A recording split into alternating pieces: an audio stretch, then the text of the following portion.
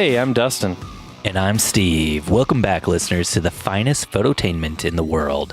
That's right, you're listening to another episode of the Wedding Photo Hangover podcast, an irreverent look at wedding photography.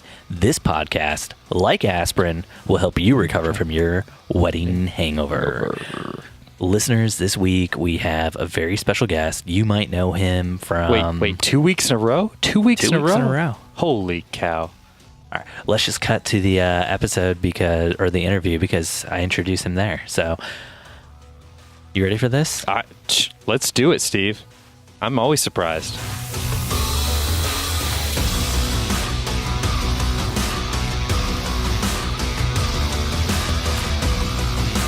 This week, we are joined by the man in red velvet himself, Mr. Jimi Ferrara. Jimi is a photographer from the Hudson Valley in New York who has been shooting weddings for the last 15 plus years. He's a regular, would you call yourself a host, a co-host, a recurring guest on the Wedding Photographers Unite podcast? A super host? Superhost? A super host? Okay, I'll take that. Jimi's a super host on the Wedding Photographers Unite podcast. He has earned his Master's of Photography with the PPA in 2010, a PPA Craftsmanship Award in 2018, and he is also a PPA Certified Professional Photographer. And before Jimi started out doing weddings out of his own studio in Cornwall, he worked in the motion picture and film industry and was exclusive with the Saturday Night Live film unit until 2003. That's a great intro. Jimi, how are you doing? I'm doing good, thank you. You did your homework. That's great. The deepest of dives. By I did my homework, I think what you mean is I went to your About page on your website. Oh, and just read that? Okay. I read that and then wrote it out in my own words. There you go. I like the red velvet thing. That was slick. That's from your New Year's Eve party. It was. I had went to, in this area, if people know, like, shopping, there's a town, soon to be a city of its own, in a sense, called Woodbury Common. Mm-hmm.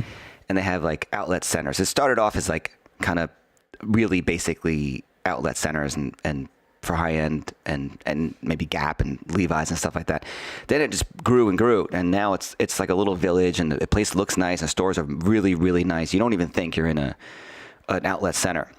And it's extremely big. They're building like a hotel now and more restaurants and talk of a casino, I don't know, the helicopter pad, all this stuff. And it's just under an hour from the city. So I don't really go there. People in this area don't go there much because they can't stand it. But since it's changed, I went there recently with my friend and went all over and got some good stuff. And when I saw that jacket, I was like, this is great. And it's $45. So I got it. And then I'm like, I can pull this off. I can put off a red velvet blazer with the tuxedo lapel. And I wore it that night, New Year's Eve. And then, a few weeks later, the Golden Globes surfaces with Ryan Seacrest wearing the exact thing I wore. I think I had a vest on and he didn't. He borrowed it from you. He probably did. Stole it right from me. But white shirt, bow tie, vest, black pants. And then, since then, it's like, that was the ongoing little joke with me and Ryan Seacrest. I tweeted him, but he didn't get back to me. He didn't get back to you? No. He's working on it, I was told. Mm-hmm. He's probably doing the same thing Steve just did with the intro. I wanted to, talk to me and do his research better. Definitely. Just tweet him and just be like, when you're done with that jacket, Ryan, if you could bring my jacket back, that would be fantastic. that would have been the better tweet. And then tweet him a photo of you wearing it, or a side by side. Who wore it best? Well, this is cool, guys. I'm glad I'm on the show. This is great. We are glad to have you.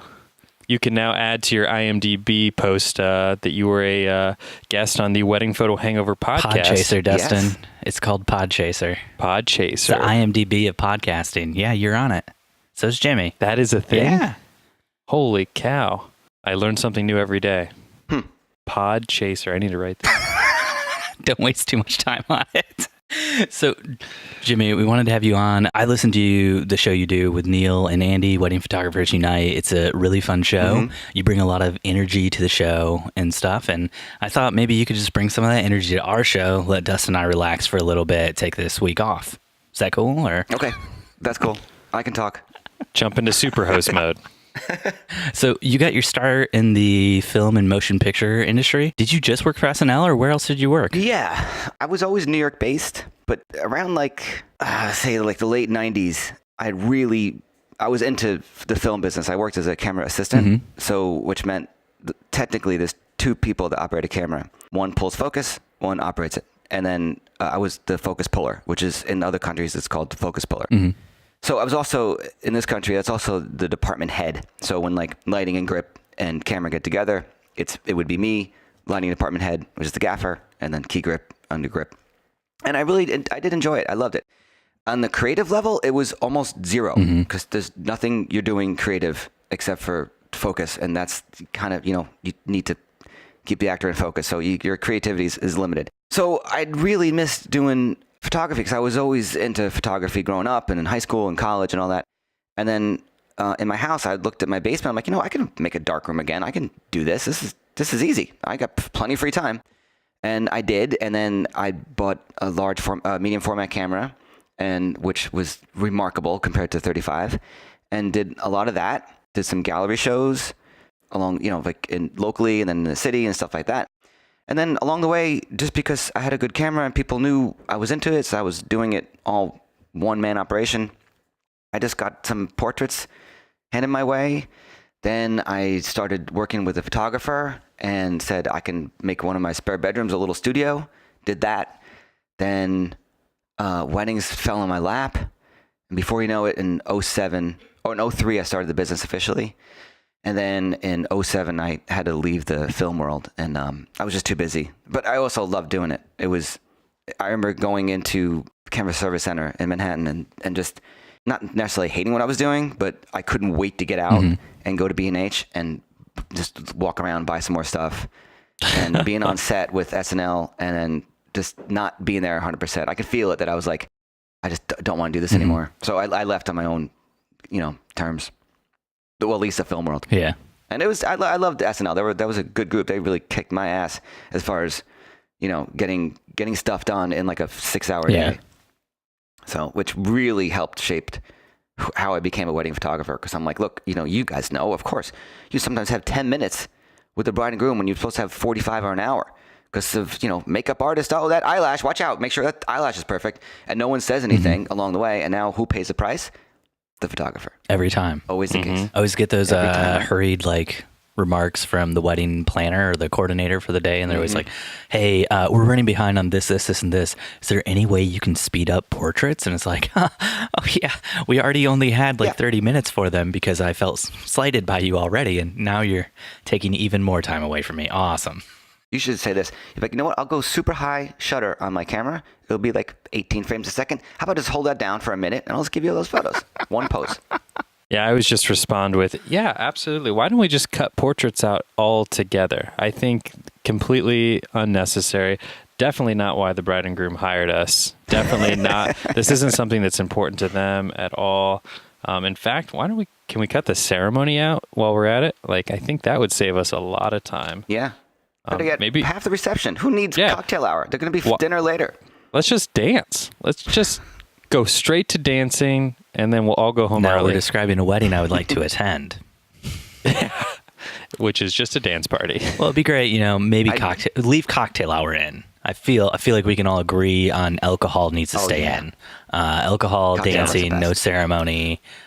Maybe no garter, no bouquet, none of that stuff, no speeches. No toast. Yeah. Just dancing and alcohol. It sounds like a great party. That's why rebranding Steve as a rave photographer. I'd be down. And planner. Yeah. There you go. Did your time at SNL, Jimmy, lead to any shooting any of those guys' or gals' weddings? Oh, good question. No, close a couple times, but I was kind of new at it. But it did allow me to shoot some celebrities just because it was kind of under the radar because either they hired a photographer and it wasn't really very legal for all this, but it was fine. And also, even when I wasn't hired for it, I would, pull out a camera, shoot a Polaroid. And I was big on the Polaroid 665, which gives you a 3.25, 4.25 print and negative that size. So it's almost large format. Wow. So I'd pull it to shoot a negative because back then we were shooting a lot of film. I only went digital the last few years when I was with them. And, DPs like to shoot just a Polaroid just to see contrast ratio, this and that. So I would shoot that and I would have the negative, or I would just pull out a little, I had this rangefinder medium format camera, use that sometimes on set. And not that it really got me anything. I didn't really pursue any kind of celebrity photography avenue, but hey, if it came knocking on my door, I would certainly take it. I mean, look what happened to that guy. I can't think of his name right now. Photographer. Hell hit me. When his roommate was the famous actor. I suck at this. Anyway, I'll come back to it. But he got his start only because he was photographing his roommate, his friend. You definitely know the name. I'm drawing a blank. And he had all these great photos, very lifestyle black and white photos of Richard Gere, I think, on a beach and walking around. And anyway, but again, I was new in the business of photography, and I was in and out of Manhattan a lot. So if anything came my way, I'd be like, yeah, look at my portfolio. I got Halle Berry, I got Trump, I got Elijah Wood. I got all these people that are like legit, lit and photographed and aware of a photograph being taken. But no, never a wedding. All taken on that Mamiya 645? I had a RB67. Oh, yeah, fancy. I didn't do the RZ. But then I had this, I forget what it was called. It was a Mamiya 7, the rangefinder one, for a year or two. That's what, back when I was in photo school, Mamiya 7s were like what everyone was trying to buy upon graduation because they felt like it made them. Oh, they're so nice, right?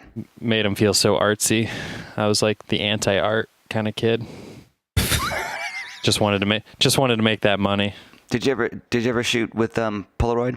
Yeah, absolutely. I went to RIT up in New York, so film was kind of... For listeners out there, Dustin mentioned RIT, so go ahead and take a drink. Is this like a drinking game? Yeah, whenever we have a special guest on, there's a drinking game I'm creating, and every time Dustin mentions he went to RIT, listeners should be taking a drink. Jimmy took a drink of his coffee right when you said it. He's playing the game. I just did. I'm playing. Man, I need to get in on these rules. You don't know what's in that coffee? Isn't it true that people developed film with the water, the lake water up there? Yeah, this is true. It is true. That's why my images are so beautiful. And then when I moved back to Indiana, I couldn't replicate the process. So I had to start peeing in my water before I developed my film to kind of give it that same sepia tone, Lake Ontario type vibe. Yeah. So were you drinking the chemicals that you use to develop film to get your pee really right for that? Because I assume that's why the lake water could be used to develop the film, right? Yeah, because Kodak would pump all those chemicals into the lake. Yes. I feel like there's like a lawsuit coming. Because of this podcast right here. Kodak ever hears this. Yeah, that's right. Jimmy, when you started doing photos and you started your own studio, was there how did you plan to make that switch from pulling focus for SNL to suddenly you're going to be out in the business world running your own business? Did you have some lead up time where you're investing into starting your own business and developing clients and stuff like that? Or did you just kind of make a fresh cut and then go? Well, that's a good question. I got to attribute most of that to time because I wasn't just with SNL. I was with them for almost 10 years.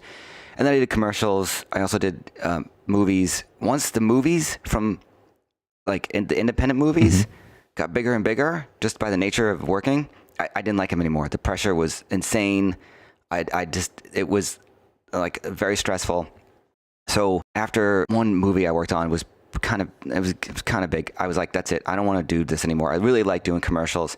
I really like SNL. I like the season, where we're kind of off in the summer and then doing a few commercials here and there in the summertime, as opposed to a movie all summer in the heat of Manhattan, which isn't fun. So I'd worked maybe 100 days a year. So that leaves a lot of free time to develop a skill, a hobby, trying to make it into a profession.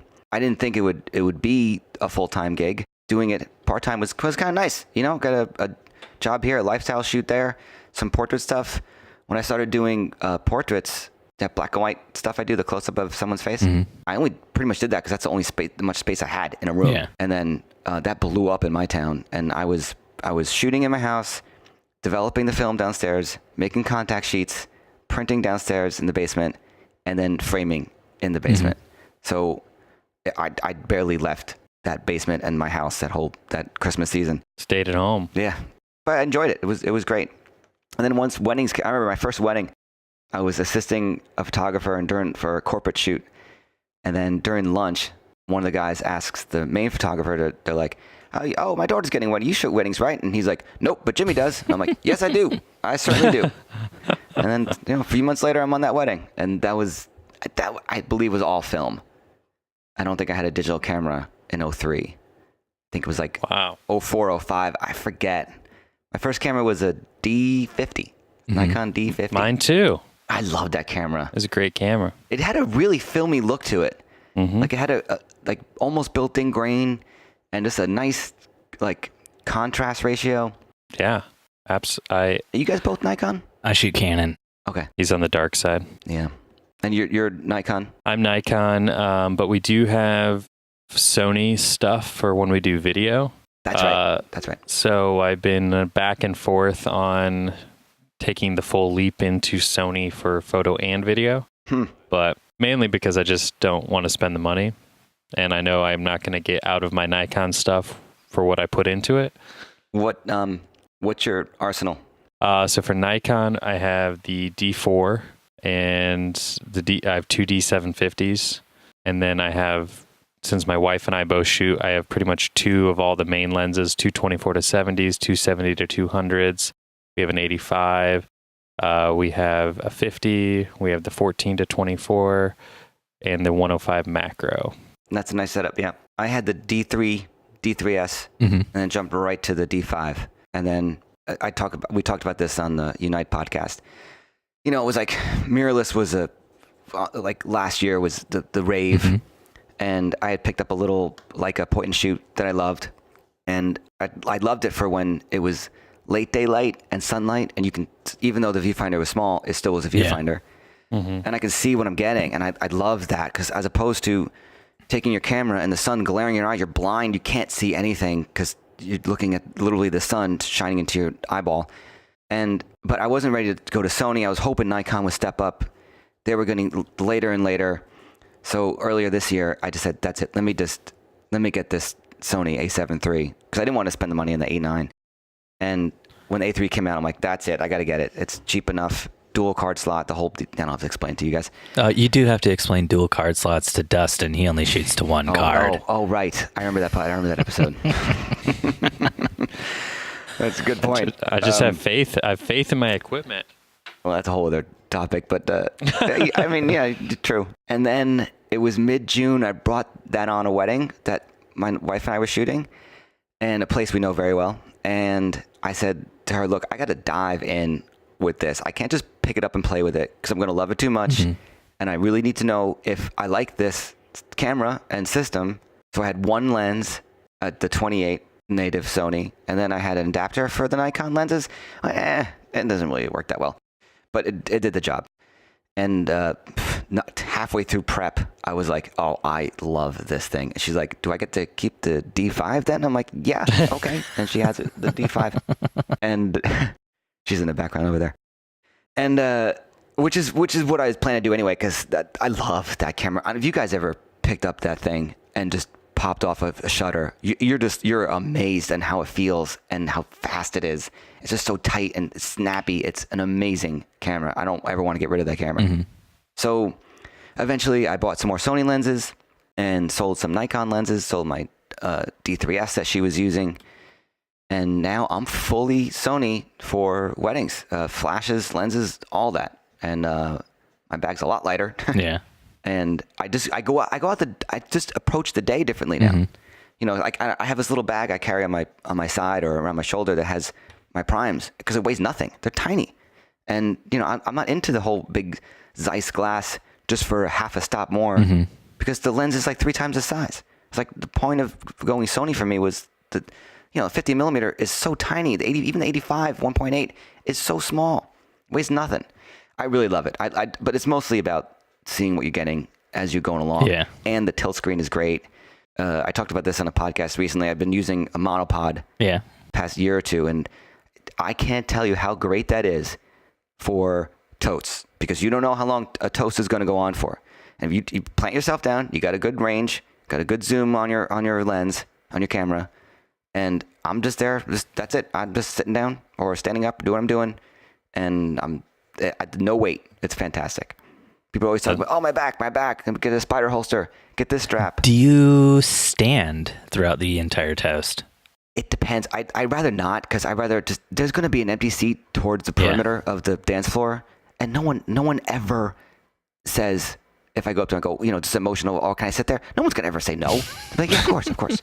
So, you're like, I'm sorry, that seat is reserved. Yeah. Do you use a battery grip on yours, or are you going... Yeah. Full? Yeah. I have the Sony battery. I like the way it feels. It's a little small without that. Yeah. Especially if you shoot with like a D5, like as I shoot with the D4, without that battery grip on the Sony, it just felt like foreign to me. Yeah. I love it. We talked about that a lot in the podcast.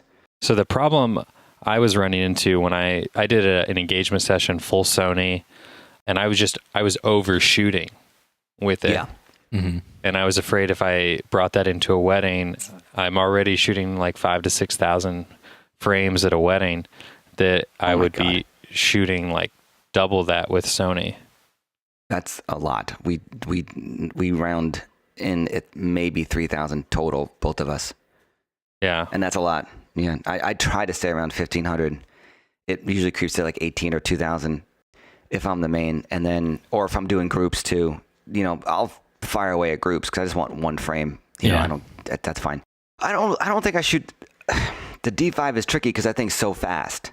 And the only thing what I miss about the Nikon system, especially the D5, is, like I said, the snappiness of the shutter. Mm-hmm. You don't even see it. You can see someone blink if they're taking a picture and someone blinks. You can see their eye either go down or come back up again. That's how fast it is.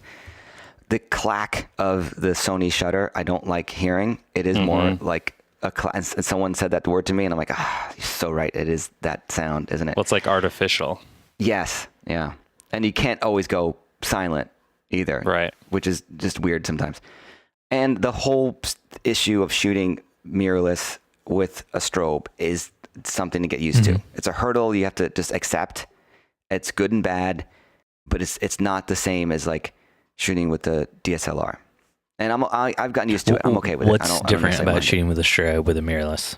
Well, so you're looking at an electronic image, which is fine. It's usually if you got light in there, which you always have some kind of light, it's still bright. It's actually brighter than it is with a 2.8 lens on a DSLR. But when you pop it, you can't just look at the back of the screen really quick to see if your flashes are firing, if anything's too off. You got remote flashes. You make sure you're not seeing your own kick of the flash, all that kind of stuff. So you're either going to see it through the viewfinder, or you have to hit play to see it.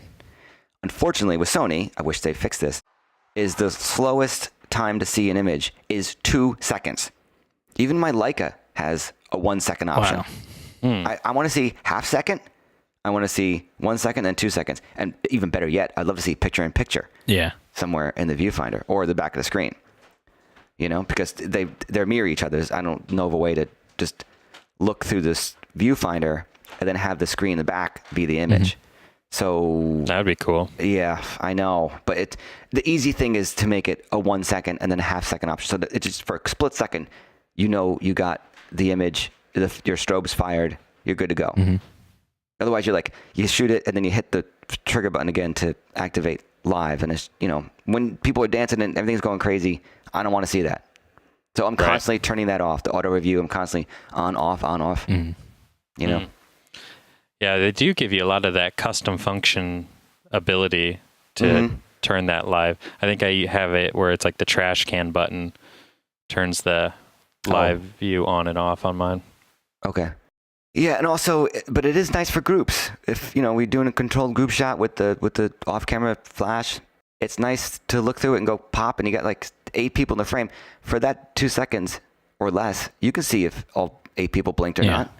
So I'm definitely shooting less with groups with a strobe. And now, when you say strobe, are you using like Godex? What are you using? Yes. Yeah, we were both Photex for a while, and they kind of pissed us off after a while. Whoa. You can't just breeze over that. How'd they piss you off? A lot of misfires. Okay. A lot of misfires. I had to send in, we had 6. We each go out with 3. Either 3 off, 1 on, 2 off, 2 off, whatever the case is. Do you guys shoot in different places on the same day then? Or are you guys shooting together? Sometimes, sure. We split up, yep. But even if we're at the same place, lately this past year we're like, look, we both don't have to go too trigger happy at the reception. So I've had to send in all those flashes at least once to Photex to get repaired or whatever my local. I drive, wasn't too far away, and it just got annoying where all of a sudden it wasn't working at all, wasn't turning on, wasn't firing, wasn't doing anything, and the whole AA thing that's annoying, so annoying. With the rechargeables, you plug them in, all of a sudden one just decides, nope, not going to work anymore. That's it. Buy a new one. I'm like, great. So the lithium battery option is fantastic. Just pops it in, pops out. And there's been some misfires with the Godox. It's not a perfect system, but it's definitely better. And, I don't have another option. I'm not buying the Sonys. They're just too expensive. And the Nikon ones are really expensive, right? Those new ones. Yeah. Pro photo ones? Oh, no, I'm not doing that. Listen, I look at it like this. If there's really a big issue with misfiring, then okay, but it's here and there, and I look at it like, the image just never took. And we're right there. I can see that the flashes didn't fire, and just take another picture. It's no big deal. Yeah, I will say because our intern this year, she shoots Sony. I convinced her to go with the A7 III, and she was able to just jack that IS up so much that she went like 2 months without ever even charging that flash because she was able to shoot such high ISO images with just a little pop of flash at a low power that just blew me away, the quality. With the A7 III? Yeah. How high was she going? She was getting up to like 6,400. Okay, yeah, that's about, I think at a reception, I like to be at 25, maybe 32. Right, which is as a Nikon shooter, like that's typically where I want to max out. So the idea of going above and beyond that's like scary. I'll be honest though, ISO comparison D5 to Sony it's so much better. Really? Yeah, we shot with that D5 8,000, 10,000 higher, no problem. 25,000 when you need to. You're like, yeah, okay, we'll just fix it a little later in Lightroom. Just add something to make it smoother, but we try not to, but I wouldn't go that high with the Sony. It gets a little noisy. But then it just looks like film grain, and people love that. True. Look, it's grainy and black and white. That's cool. It's art. Yeah, it's art. See? Yeah, it's art. So, Natalie started shooting for you in 2010. Was that before? Yeah, about that. A little later, maybe 11. We had just started dating. Our story is a whole other episode. See, this is what I was going to ask you next. Were you guys married before she started shooting for you or not? No. And then I think I got to save that story for the Unite podcast. And then, so we were in a wedding in San Francisco, and we took a few days to be by ourselves after the wedding.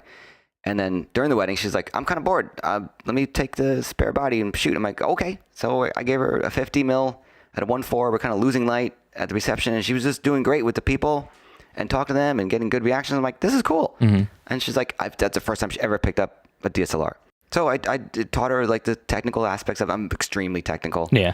And then in time, she was assisting me a lot. And then maybe 2 years later, started shooting her own stuff, I'd say. Yep. It was a good transition.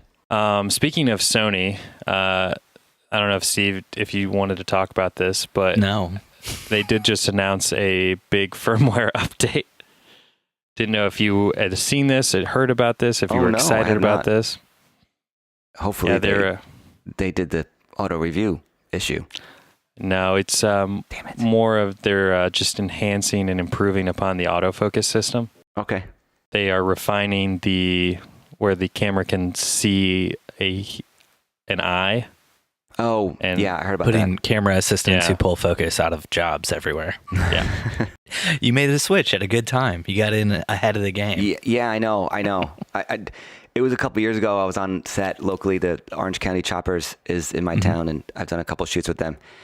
And I was hired to be still photographer on set, which might have been my calling all along. I just never realized it. And then during the production, it was a non-union thing. I'm watching like a grip set up a light. I'm like, fine, that's the grip department. Then take the light and kind of do something. I'm like, okay, that's a little weird. Then he's working the dolly track. Then he's like holding the camera. I'm like, why is the grip carrying the camera? This is driving me crazy because a union person, I wouldn't even touch a light stand, an Apple box, anything not my department. I would not, and they wouldn't do the same. Yeah. They would not touch a camera case unless it's on fire and they had to move it.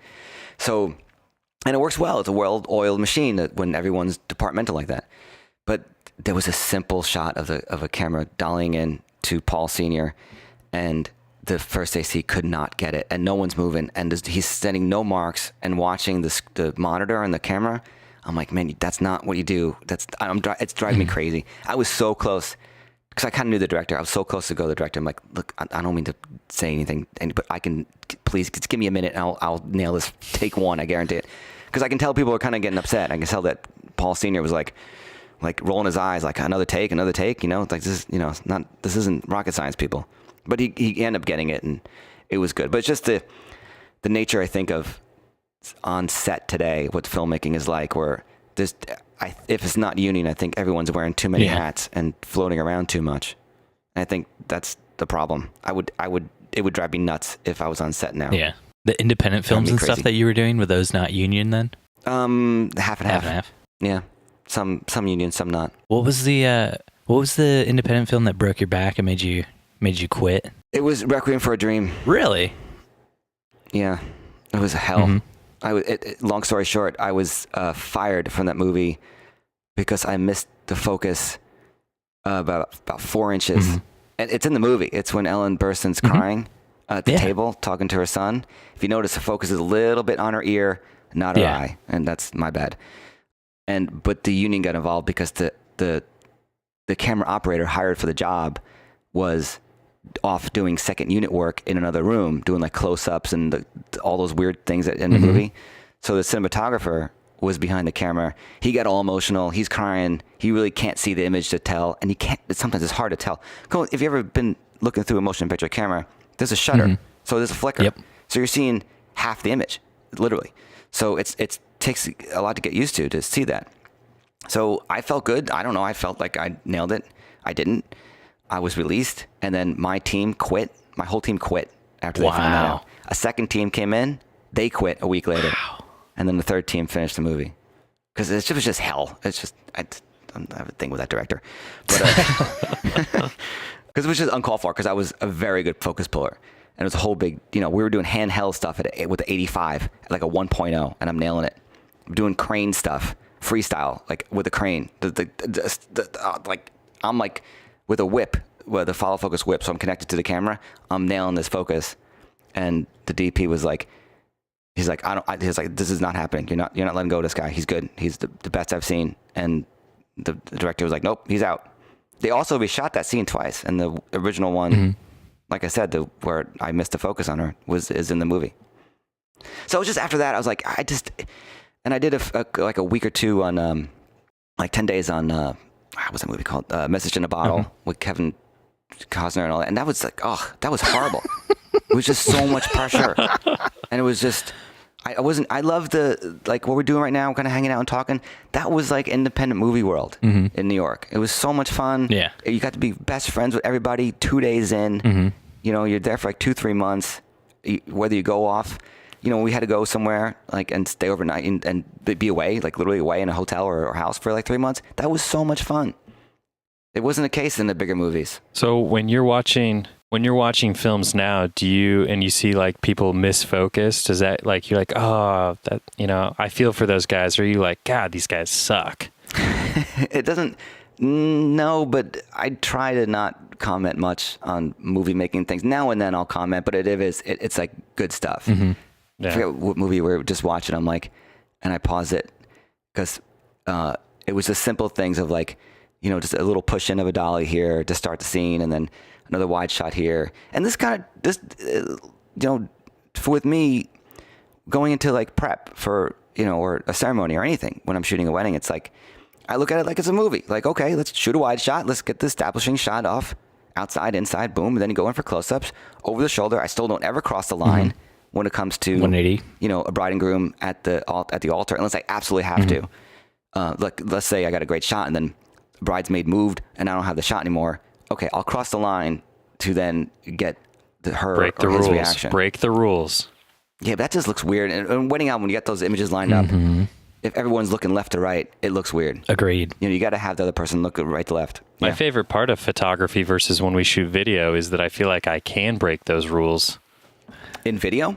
No, in photo. Like, I feel like there are no rules for photo. I keep telling you shouldn't break those rules, Dustin, because then it translates over to your video and you're breaking the rules in the video and it looks really weird. Yeah. There are some rules that they're a rule for a reason, and the crossing the line thing bugs the hell out of me if I see that in a movie. I can't, I just can't, it jars you so much. Yeah. Jimmy, do you want to explain to the listeners who might not be familiar with crossing the line what that is? The line? Okay. Imagine two people talking to each other at a table, right? The line between them, you just physically draw a line between them. The camera can be on both cameras, one on, let's say, Dustin, one on you, Steve, one on you. The cameras can be anywhere on the line, so each person can look right down the barrel of the lens, right? Or they can stay on one side of the line. As soon as one camera crosses to the other side, if the close-up of you, Steven, is looking left to right, when I go to Dustin, I go to you, you better be looking right to left. It's just natural to someone watching it like you're watching a tennis match, right? If all of a sudden, if everyone's now looking left to right, then left to right, and left to right again, you're like, who's talking to who? I don't know what's going on. Especially when it's like 3, 4, 5 people. Right. That's a script supervisor's nightmare. Is the line when there's like a table of like 10 people. That's a real big issue. Because even today, there's not like 5 cameras running at once. There's typically just one. And we set, you can't see equipment in the background. So that's the line. And then I'd still do that with definitely ceremony, definitely toasts. I'll stay on one side and I won't move from that side, so that when the person does the hand up with the champagne glass with the right hand and then looking, camera right or screen right, then the bride and groom are on the right hand side of the frame, looking left, looking right back at that person. It's a nice, when it's I've in the always album, called it's it a nice the 180 rule. Is that 180 rule? Same thing, yeah. When I was in school, they showed us, I studied like video production and stuff, and they showed us the scene from Ang Lee's Incredible Hulk movie with Eric Bana and Jennifer Connelly, where they're like sitting at a table talking to each other, and then all of a sudden it just breaks the 180 rule, and then the camera's on the other side of the table, and it's incredibly disorienting. Well, there is exceptions, of course, to everything, and if the intent was to jar the audience for whatever reason, maybe something was said, something's disclosed, then okay, and that's a trick that's used occasionally. I don't mind that, but if you're going to cross that line, then stay on that line. See, I'm just trying to find a way. I brought up Jennifer Connelly, trying to get back to Requiem for a Dream, so we can talk more about your hate for Darren Aronofsky. So, yep. Was that your first film that you ever worked with him on, or did you work on any of his earlier stuff? Okay. So you didn't know what you were getting into? No, I didn't do Pie with Maddie Libatique. I did another movie called, what was it? I think Speed of Life. I forget what it was called. No, it was a movie with Declan Quinn, a cinematographer. I forget the name of this movie. Speed of Life I did with Maddie. Anyway, so I did this movie with Declan Quinn, and that movie was up against Pie at Sundance, or one of the things, and it won. So when this movie, not Requiem, but a movie before that, or even before that one, when I was like in the interview process, Maddie knew my name because he's like, "Oh, I know your name because you did the movie that won over me in Sundance." I forget the name of the movie, but so he kind of knew me. We got along great. We worked together a few times since then. I haven't seen him in a while, but we worked on some commercials and some crappy music videos and stuff like that. But Darren was very cool to me beforehand. Like I would see him, and I flew to LA to check the camera system out and Panavision and Tarzana, and it was great up until that moment. It's funny though, when that was not long ago, I was talking about this, and I do workshops in my studio like once a year, and it's like 15, 20 people there. And I'm mentioning this movie because we're talking about focus, and I'm trying to explain depth of field to people, because sometimes, there's amateurs with a decent camera. And at one point I mentioned that movie and I said that scene. And then one girl's like, she's like, oh yeah, I know that scene. And I know exactly what you're talking about with the focus. I'm like, and I go, that was my bad. That was my fault. She's like, what, really? I'm like, yeah. And I explained the whole story. I nerd out like that That's all the funny. time when I'm watching stuff with Jen. I'm like, oh, they just misfocused there. It's like focused on his ear or behind them. And Jen's like, can you just watch the movie and shut the hell up, Steve? Yeah. It's hard. It's hard to watch a movie when something's cool is happening. I'm not much of a Game of Thrones fan for the story because I don't know what the hell's going on. I know there's a dragon and a chick with blonde hair, but goddamn, is the cinematography phenomenal in that show. Phenomenal. I'll pause it and be like, oh my God, look at this. There's no real daylight coming through that castle. That's all made up, of course. I'm like, this is out of control. Well, you guys last week had the girls on from Secret Life. That was great. It was a great podcast. Well, actually, it was just a couple days ago whenever it came out. But it was funny hearing Lisa talk about the 10-year mark and how she's like, that's it, I'm done. I'm out. I'm like, it's only been 10 years. I'm like, that's enough to kind of settle in and then get to the point where you're like, okay, it's a job, but I have fun with it.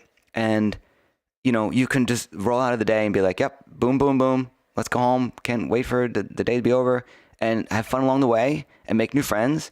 I'm 15 years in now and I don't feel that way whatsoever. I mean, just, of course, jobs you dread. And at the end of the day, you're like, oh my God, this was hell. When did you start teaching workshops and stuff, though?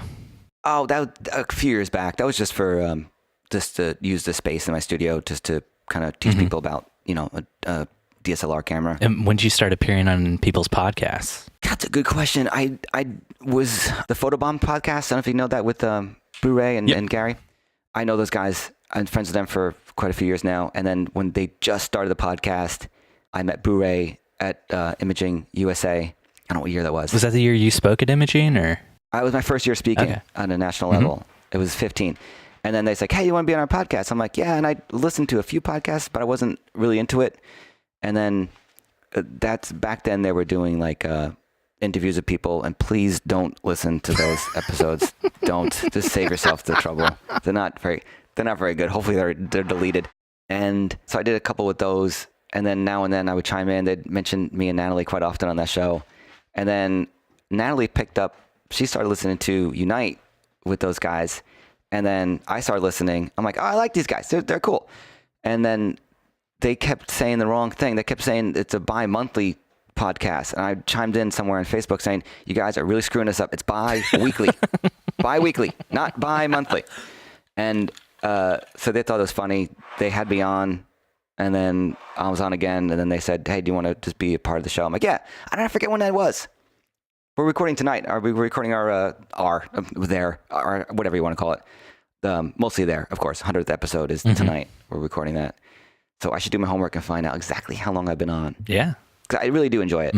I just brought that up because Rebecca made the comment that at about 10 years, you either quit or you decide to get more into like education and teaching other people and stuff. And so trying to track when that was for you. I tried to... I put in for PPI and imaging. Imaging won't let you speak 2 years in a row. So I did it in 15 and then 17. I tried for this past one. I didn't get accepted. I'll try again, and I'll try it again for PPI. And we're going to PPI for the first time, actually, in later the next month. So I have I can put a class towards anything really, wedding related, album design, studio photography, lifestyle, on location, off-camera flash. I mean, we do all this stuff. Podcast, super hosting. Podcasting, superstar, red velvet jacket, MFer, all that kind of stuff. You have to start wearing the red velvet jacket to all... He's got to get it back from Ryan Seacrest first. We've already been over this. Good. That sucker is totally coming into Vegas with me. There you go. I even have a blue one now. Nice. Need like an emerald green one for that. I wouldn't mind that. Just speaks money. With a black turtleneck under it. Just saying. Yep. I did want to talk briefly before we jump into questions. Have you ever been scammed? Outside of the email saying, hey, want to hire you for your photography, kindly send us a contract and okay, we'll send you a check and the check comes in for $10,000 more. I know, but I thought I was once with this guy from New York, heavy accent. Wedding was small, like elopement. and it just smelled like a scam up until like a couple days before. And I said to him, look, I'm not leaving my town until we have I need some kind of deposit. I'm not packing up my gear, going into New York. It's just an hour away, but still, and doing all that without anything. So he sent me $500. I was like, okay, this looks like it's legit. And I went there, and it was very legit. Mm-hmm. It was great guy. It was such a great day. Just the three of us mostly. The guests was only a few people. And went in the cab and went around Brooklyn and came back, and that was it. Wow. Outside of that, no. But that wasn't a scam.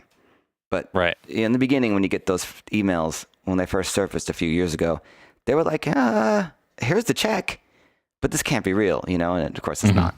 It happened recently too. Steven, you were almost scammed a while back, weren't you? Or attempted? It was attempted.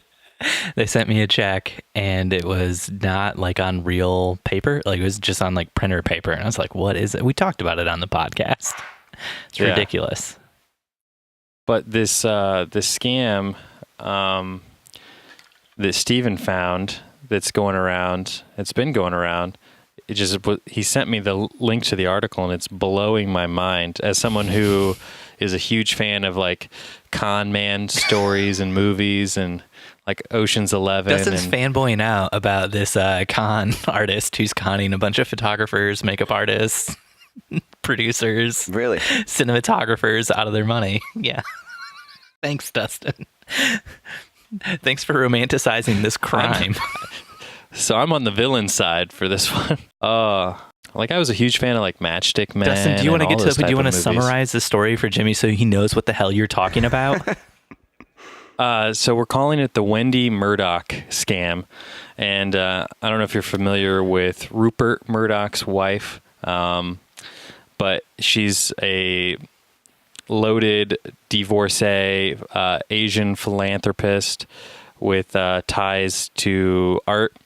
And there's a scam going around where essentially you get an email saying that Wendi Murdoch would like to have you document East Asian culture or something to that extent. Would you be interested? And then they set up several phone interviews and itineraries, and there's non-disclosure agreements signed. It's very official sounding and feeling, and they have people that you actually are talking to on the phone. Really? And it's typically rather last minute. They have, somebody that's like backed out and they need someone, and you end up, because of whatever reason, you have to buy your own plane ticket to get to Asia, and then but they're going to reimburse you as soon as the project is complete. And then once you're like on your way to the airport, you call, and then she or her assistant tells you, by the way, there is a photo permit fee for Asia, and you're going to pay your driver upon arrival for that. And, you already have bought like $2,000 in plane tickets because it's last minute and they're super expensive. So you're like, well, I'm already in. Okay, whatever. And then you get there and you pay your driver, $1,100. I think this couple on the article paid them like $1,200. And then they get to the hotel. The hotel was paid for, and then they get a call later that day letting them know that they had been disrespectful to the driver, racist, all these things. They're thinking about pulling out of the project and firing you.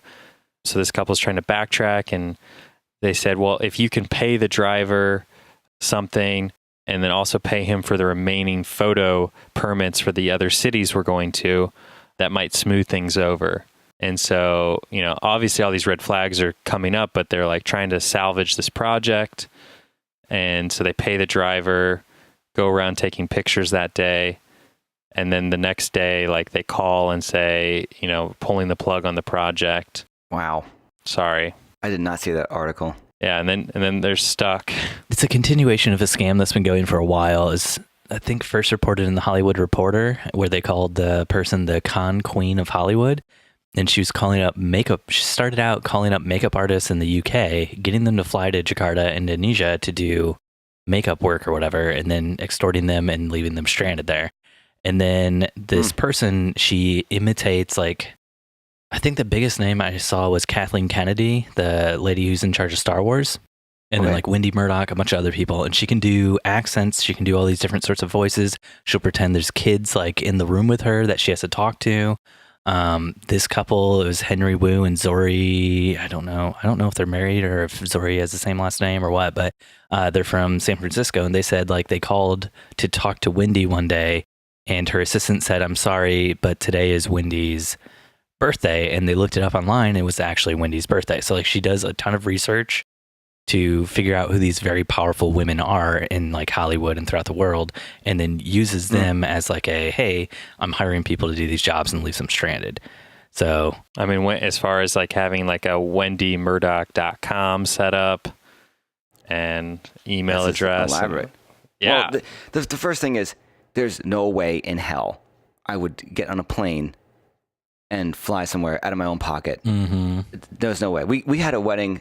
This wasn't really scammy. We just didn't think it would actually happen. Where a month out, talking to a past client of mine about a wedding in Mexico, she was like, "Yeah, we have a photographer there, but I don't know if we are happy with that." I'm like, "We have the date open. We can do it."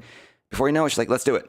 And I just had her pay just the initial cost of the whole thing. You know, like said and done, transportation, airfare, both of us, hotel at the resort, the whole thing. So, and then ended up being like she owed us money for a while, but it ended up being just fine. But you know, when we got there in Mexico, we're like, I can't believe we're really here, because I didn't think this was going to happen at all. Because the check like came in like 2 weeks maybe before we were supposed to leave, and we had to book the flight then, and it just seemed really like this isn't going to happen. But yeah, there was no way we were going to fly to Mexico on our own expense just to, you know, even though I knew the woman, mm-hmm. and I knew a lot of people there, wasn't going to happen. So, you know, I feel bad that this whole thing happened, but come on, would you guys do that? Would you guys fly to Asia?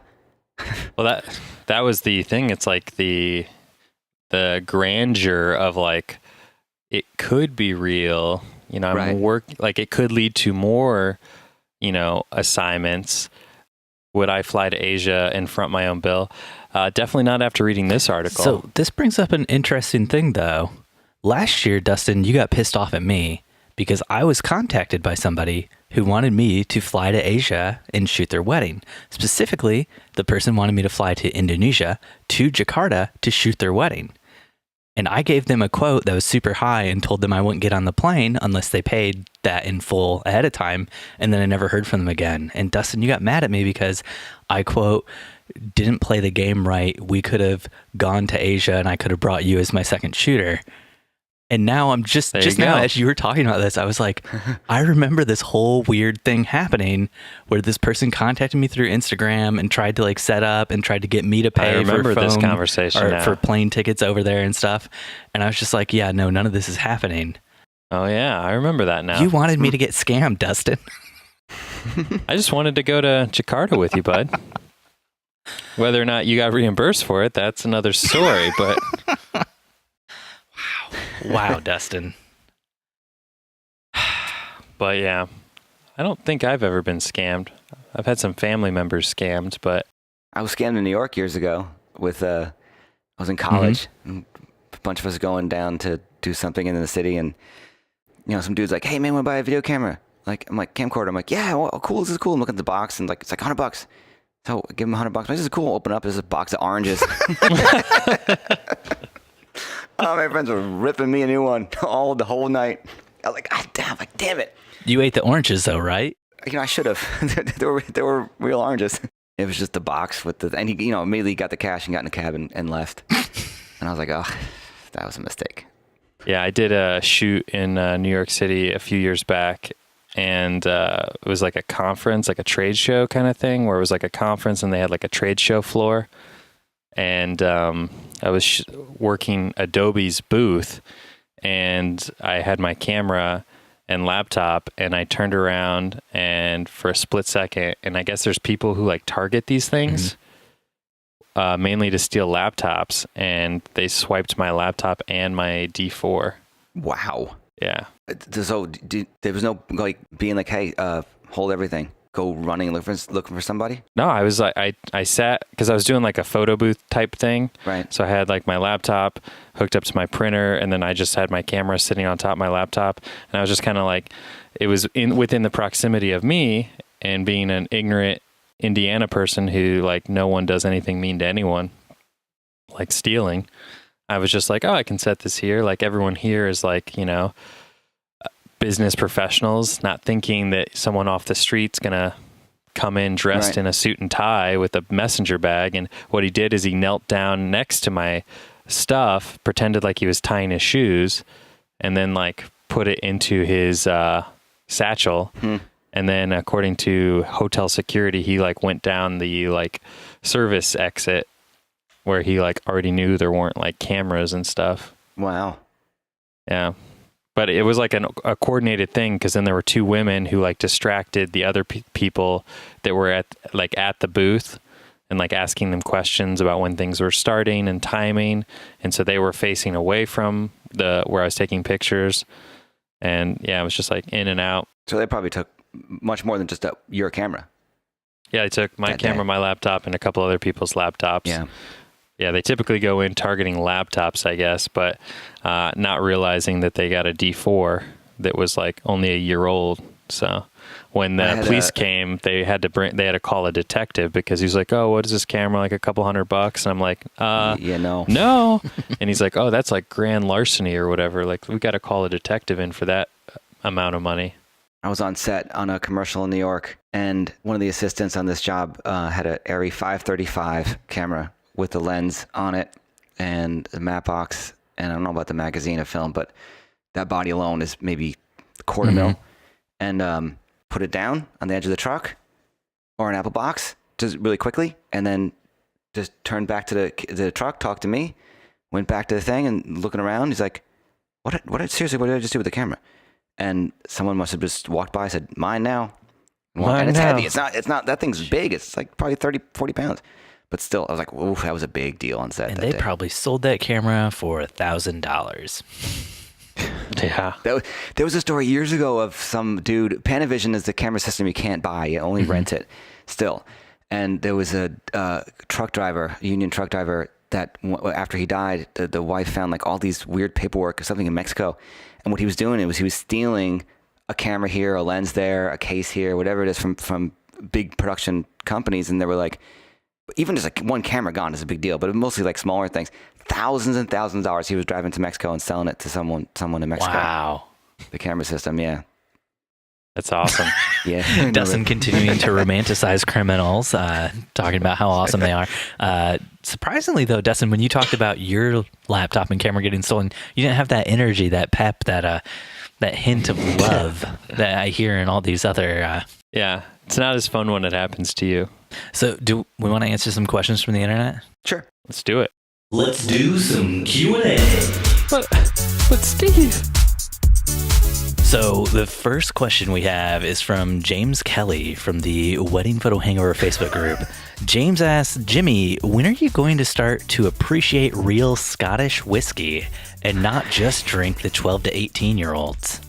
Listen, James, first of all, you had to leave when we were out there in Scotland to go to some convention thing. Fine. So we didn't get a chance to see him when we were out there in March. And B, you know damn well that right over there is Balvenie 21 year. What else over there, babe? Balvenie 15 year. Monkey Shoulder, that's like whatever, it's just the everyday. Glenfiddich 12 year. There was Glenmorangie 18 year. I'm hearing a lot of Dalwhinnie special edition. We got a Dalwhinnie. I'm hearing a lot of 12 to 18-year-olds, which is specifically what he told you not to drink. I mentioned the 21. Wait, what? There was a 21 in there? That's expensive. I mentioned the 21. That's expensive. Yeah, we did we went to Glenfiddich Distillery this past March, and oh man, it was great. But our trip got delayed, so I couldn't hang with James when we were out there. But we met up with a friend of mine, an old photographer I knew from the States, even though he's Australian. He lives in Scotland now. Nice. It's a weird mix. Nice. What do you drink typically? Typically, our go-to is Glenfiddich 12 year, because we love it so much and we're there. Glenlivet 12 is also good. It's just a good staple. It's at a decent price point, I like to say. The monkey shoulder's there because it's cheaper, and it's like, okay, someone comes over, give them that, because most of the time people don't care. I do love Glenmorangie. I love everything about them. We don't really like the super peaty stuff. Mm-hmm. Like, we would never order Ardbeg, maybe Kalila, maybe Talisker if it's 18 and up. Macallan is very syrupy to me, so Yeah. we don't really drink that often. We're at a wedding though, and they had that like given out. We're like, yeah, okay, yeah, we'll take a glass of that. There you go. You guys Scotch fans? I'm mostly a bourbon drinker. Okay. I don't do a lot of Scotch. What about you, Destin? I am going to open my mind up to Scotch and bourbon this year. That's what I was gonna say this week. I bought a bottle of bourbon for the next time Steven comes to visit. So it'll sit unopened probably forever. Yeah, probably.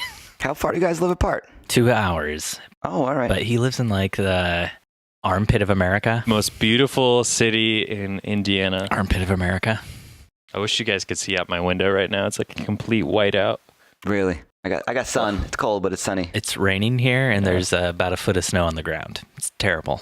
So speaking of whiteout, Kelly from a Facebook group asked, I just got home from a wedding. I shot and found a small white bag of powder in my camera bag. The only person who put anything in my bag was the groom during portraits. I had him empty his pockets. When I went to give him his phone and keys back after portrait, it was real awkward, and the bride was watching him like a hawk. The groom was real weird too and a little aggressive. Like, what the fuck am I supposed to do now? Can I throw it away? I'm a little paranoid because of how aggressive he seemed the rest of the day. I take it as not sugar or powdered sugar. I think it's flour. Powdered sugar. Maybe he's a baker. Maybe he is a baker and want to do a little cupcake at the end of the wedding. Maybe he just is very aggressive with his pain management, and so he crushes up his Tylenol and does it in powder form because it gets into his system faster. It's really bad. He has a migraine problem. Maybe you have trouble focusing, and he crushes up his Adderall or his Ritalin. I would. you You go. know what though? I mean, that's funny. That's a funny story. I would just be like, if this person still has his bag, whatever it is, and just hints at the groom and be like, or just says to the groom, hey, I got that other item in my bag still. Just like that. The groom's going to be like, oh my God, thank you so much. Wherever level of legal it is, the guy's going to be like, oh, thank you so much, man. I know what else do you do? I mean, if you throw it out, then he He's gets gonna all be like, pissed at you. He's like, oh, those are for my beignets later at the reception, so I like extra powdered sugar on them. The beignet connoisseur. Yeah. We don't know. He could be French. Could just who doesn't like good beignets? I've never met somebody who didn't like a good beignet. French fried dough with powdered sugar with a little caramel dipping Jimmy, sauce. have you ever had an experience with drugs at a wedding? Just pot. People smoking pot outside. That's going to be legal in New York soon, right? I think so. I don't know. I'm not really part of that community. You don't want to see me high. I just laugh the whole time. No, I never see anything to that level. I've seen really drunk grooms and a couple of drunk brides, but nothing. I don't have any crazy stories like that. I've never had a no-show. Have you guys ever seen that? A no-show? A no-show? Yeah, a groom or a bride not showing up? Not yet. No. I've had a bride almost not show up, but we were able to kind of talk her off the ledge and into a loveless marriage that she's still in.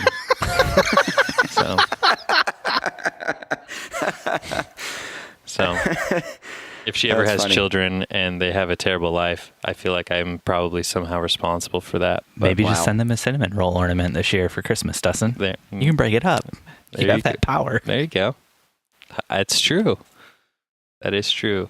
No, she was just a very high-strung, high-anxiety bride, and she made the mistake of having the groom had 5 sisters or something like that, and so she had all 5 of them as bridesmaids, and she was not like a decisive decision-making type of person, and all of them were like constantly on her all morning, asking her questions and giving their input and ideas, and it was just like pushing her to a place where she was very uncomfortable and couldn't calm down, and she was having an anxiety attack. And so what we did is we just called the groom and had him come, and we did sort of an impromptu first look to remind her, like, today is about him and you getting married, and not about whether or not it's okay if your sister-in-law wears hoop earrings or long earrings or hair up or hair down. And then you called a car service to transport the bridesmaids to the wedding and had all 5 of the sisters get in one car, and you were like, yeah, just take them far away from here, far, far away. Take them to Jakarta. Call back. But yeah, that wedding. Do you guys ever have it where you deliver a wedding and then just never hear from the couple? Yes. Like never? So that, like, that same bride, I like delivered the photos, and I've still to this day, like, I've just never heard from them. Well, her sister-in-laws haven't gotten done telling her their opinion yet, so she doesn't know what to think. Exactly. No. Well, if we don't, we touch base and be like, hey, did you get the gallery release? We haven't heard from you. And they're like, oh, yeah, sorry, I've been busy. Thank you so much. Everything's great. I had one bride a couple of years ago where I talked about this in a podcast. The groom was so obnoxious. And she was running so late, deciding on what bra to wear. And by the time we're doing the first look now, of course, it's at least a half hour late. Now it starts to rain, so we couldn't go outside. And then later on in reception, I went to bring him outside where this lighted, like, waterfall thing is going on. And he's so drunk, so obnoxious. He's like humping her. He's like making the stupid drunk face. I remember keeping those images just in case. I didn't put them in the gallery, but I kept them aside just in case she would complain to me. I actually just found them recently going through this old drive. I'm like, what is this? And I found that folder. And so she never said anything. So I was like, okay, but that's protecting myself to be like, look, this is what I had to deal with, like, once the reception started all night. Anyway, afterwards, I released the gallery to her. I don't think I blogged it because I didn't really get much blogging level material. And then I see her at another wedding, and it's like maybe 2 months later. And I see her, and I'm like, oh, I haven't heard from you. I haven't heard from you about the images. And she gives me the attitude like, we still haven't gotten them yet. And I'm like, what? I'm like, I released that to you like 6 weeks ago. She's like, nope, didn't get them. And I'm thinking, how about maybe contacting me a month after? Be like, hey, just saying hi. You want to know what just touching base to see where you are with the images and the edit. You know, I understand it's a busy season.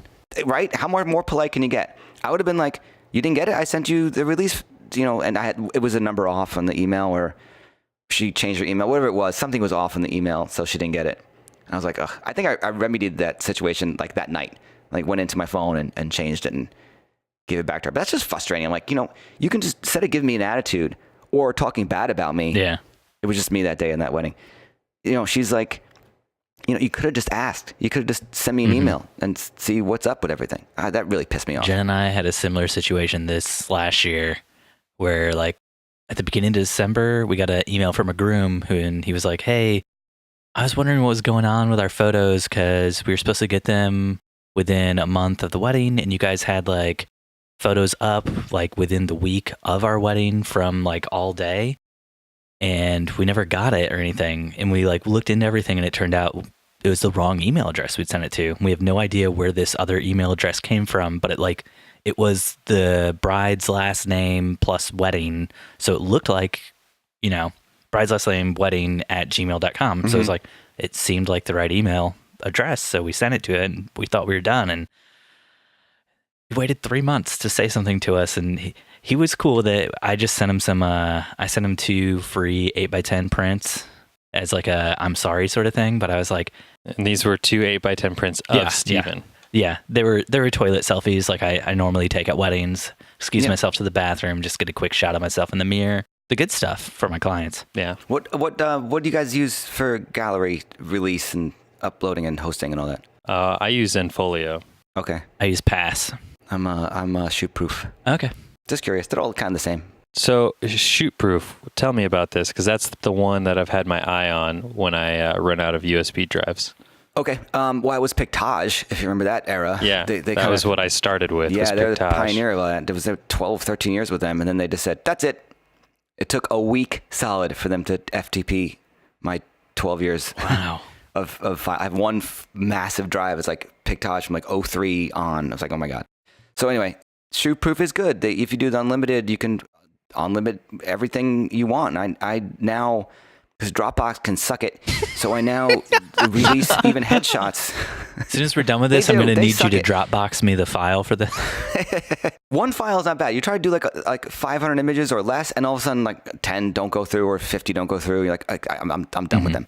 So I now, even just a headshot session, which is maybe releasing 3 to 5 images retouched or the whole gallery, wherever it is, I do on Shootproof. And then I can download from there as well. They can, if you have the power to let them download full res, high res, with watermark, without, whatever the case is. It's another means of backup, which is, offsite somewhere. And you can categorize from weddings to this and that. If you do switch, you're going to a lot of time to set up your page, because there's a lot of options there. I really, really like it. I'm enjoying it a lot. When I do a headshot session, I'll like a studio shot, I sometimes rather have them decide what images to retouch if it's like a decent package, because then I don't have to sit there with them going back and forth on a computer in studio. I can do the shoot, concentrate on that. We look a little bit here and there, and then let them pick. And I use Shootproof for that. Totally. It's great.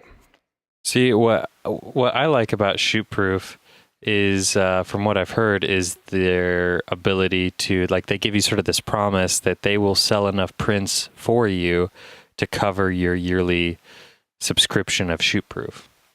Never heard that, but it does pay off. Yeah. Like their slogan is it like it pays for itself. Then I go back and forth on expiring a gallery or not. Lately, I just haven't, because then inevitably the couple contacts me a year later saying, "Hey, can we make the gallery active again? I want to buy some more prints." I'm like, "Fine." So I just leave it up there. That was a Pictage motive, if you will, where they would, automatically set it to 3 months expiration. It would generate more sales, maybe, and you can go back and forth on that topic, but I'm very, very happy with Shootproof. I love the way it looks. I love the way it looks for the client. It's very easy to navigate. Uploading is fantastic. I'm 100% on board. I wish the one thing they would do, and I mentioned this in the past to them, is that when you look at your thumbnail, you can see if your contact for the gallery viewed the gallery. A little flag, a little dot, a color, something. Yeah. So that what we talked about earlier doesn't happen again, where you can just go in and look and be like, oh yeah, so-and-so viewed the gallery. I'm good. You got to go in and see.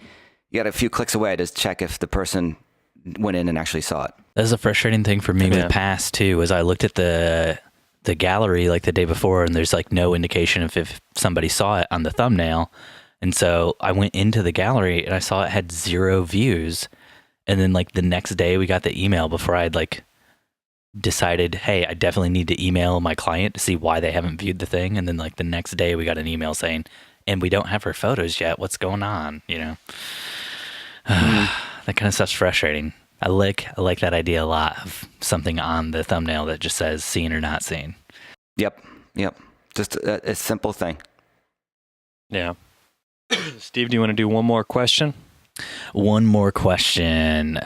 Taylor from Facebook group asks, I was shooting a bunch of guys during the groomsmen portraits and they were sloshed. They said they wanted to do a cool shot. Next thing I know, they are all buck naked in front of me, the bride and the bridesmaids. The bride left me a 1-star review claiming I forced the guys to get naked to take awkward pictures of them. I in no way wanted that to happen. Is there any way I can get her to change that review? Oh my God.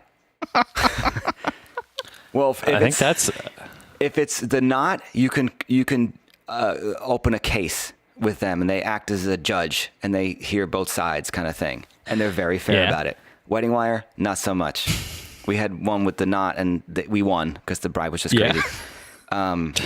That's nuts. If my advice to her, the photographer, right? You said, yeah. Well, Taylor, it could be a guy or a girl, I guess. Okay, that's a good point. Oh yeah, our videographer's Taylor, so I think Taylor, a woman. But if he or she has any images not released still on the card, like I talked about before with the drunk groom, doing the humping her and everything, at least you have something else to be like, there's no way I said any of this. And here's the leftovers that I didn't include, because you can clearly see them taking their clothes off, taking their pants off, laughing and funny, and never looking at me when there's direction going on. And I guess you could even put a time frame to it and be like, if I did tell him this, then how would it take place in this time frame?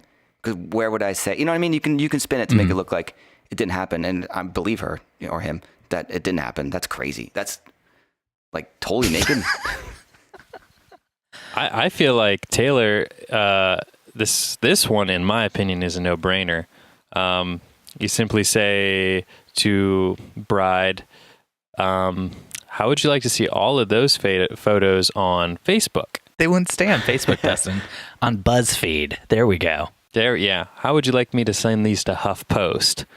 How about we turn that 1-star into 5-star on all of those review sites? Or else you're going to see your husband and his best buds, booty cheeks, all over the interwebs. You're going to see your husband and his best buds dongers all over the internet. And I know how to use Photoshop, so I can make them look real small. Yeah. And then on top of that, you're going to be buying my biggest wedding album. So, in fact, it's going to be bigger, 24 by 24. Yeah. I like this. Now we're blackmailing the person who left the bad review. No, just flipping the scripts, my friend. That's what I'm all about. Because Taylor, you hold all the power here. Good point. The bride is leaving the 1-star review because she's trying to use like her little edge of power to make you think she does. And she's waiting to see if you respond appropriately with, these photos are now going out all over the web. That's really not a bad idea to maybe not word it like that, but to be like, I got your review. I'm very disappointed. This was 100% not my making of them do that, or suggesting even, and then saying that, if this is the case, you're aware, and everyone else is, that I own the copyright to this, and this is going to be a very funny blog to me. So stay tuned. Stay tuned. Stay tuned. Stay thirsty, my friend. That review, and then end it there. And then the bride will definitely be like, no, you can't do that. Please, do you do that? I'll sue you. I'm like, well, then how about you negate that negative review, and maybe I'll think twice about this. Yeah. Stand your ground. Yeah. Yeah, Taylor, Absolutely. come on. Stand your ground. I never backed down. I've had people ask for like, I had a bride who was like smoking the whole time outside, never around, and then complained afterwards that there wasn't enough photos of her. But she didn't want me shooting her smoking. I'm like, what do you want from me? I'm like, you were smoking the whole day. And she wanted a refund. I'm like, there's no way I'm refunding you. A refund? Yeah. The last conversation I think I said to her was, this is years ago. I was like, 5 or 6 or maybe 7. And I said, you talk to any other competent photographer, show them the gallery, have that person contact me. If they think I did a bad job, I'll refund you 100%. Never heard from them. But this is a case of like, crazy people. There's some crazy people out there. That's why I love the Secret Life podcast. Yes. I mean, Natalie and I talk about that all the time, but we can't talk bad about clients. And even though our intention might be good, it's like it could spin the wrong way. And even Lisa said that, or one of them said that last week. Like the husband was like, you do this podcast, we're not going to have a business soon after, because they don't hold anything back. But that was a good episode last time. Yeah. I don't know. Going back to that couple with the thing. I think I like your idea, Dustin, just to maybe be like, hey, you want to play ball here? Fine. That's right. That's how we run our business. That's why we've been doing it for 11 years, and now we're out. Jimmy, where can people find you online? They can find me online at jamesferrara.com, Ferrara, and all social is at jferraraphoto for Instagram. I don't do anything with Twitter. And then no. Twitter, I believe, is the Red Velvet Man. I did there just to for my boy Ryan, but and the Facebook page, if you search J Ferrara Photography, you'll find it. Awesome. Gotcha. Jimmy, thank you so much for coming on and sharing stories with us. Thank you for having me, man. This is so cool. Putting Darren Aronofsky on blast because he deserves it. He's one of our biggest listeners. Thanks for listening to another episode of the Wedding Photo Hangover podcast with Dustin and Steve, and this week with Jimmy too. If you want to help us out, jump on iTunes or Stitcher and leave us a 5-star review. If you want to connect, you can find us on Facebook and Instagram at Wedding Photo Hangover or on Twitter at WedPic Hangover. Dustin is on Instagram at Dustin_McKibben, and Steven is at Steven Van Alk. If you want to get involved with the awesome community of listeners, join the Wedding Hangover Facebook group. If you really want to warm our hearts, though, head on over to anchor.fm/weddingphotohangover, and you can sign up to support us for as little as 99 cents a month. It's extremely helpful to us in the making of this podcast. Thanks for listening, and we'll see you next time your head is pounding, your limbs feel like dead weight, and your entire being aches for the sweet embrace of death. That's right, next Sunday after you shoot another wedding. You shooting a wedding next weekend? No, man. No, I'm not in a wedding. I'm a guest at a wedding this weekend. What? Yeah, but there's a winter storm warning for the day of the wedding, so we might not end up going because it's like an hour away. So Who's shooting the wedding? no, I don't think they have a photographer. What? It's one of How is Jen's that even cousins. possible? They're just like pictures. That's not important. Yeah, I don't know, dude. I'll just remember this with my memories. Yeah, My memories. maybe I just have it wrong. Maybe I just don't know who the photographer is. Let's, we haven't done this in a while. Let's read a 5-star review. The 5est of stars. Dustin, do you want to read a 5-star review? Do you got one pulled up? Yep, hold on. I keep a running tally with a LED screen with them as they come in. All right, this one just came in. This one reads, "So good." That's the title. And then it reads, "I'm loving you guys. As a professional photographer of 15 years in New York, I can tell you these guys are great. Give them a listen." My gosh. Professional photographer of 15 years? 15 years. I feel like we just had a guy on who's been a professional photographer for 15. Dustin, do you know what the name was on that one? Let me look. Screen name is Jimmy Cam. I guess we'll never know who left that review. Coincidental? Man. I don't know. Crazy. Small world. Big world? I don't know. Dustin, you got to pack your whole house up. You're moving soon. Yep. So Yep. we got to cut this one short. You got to finish calling a wedding before you start packing, right? Goodbye, Steven. Bye.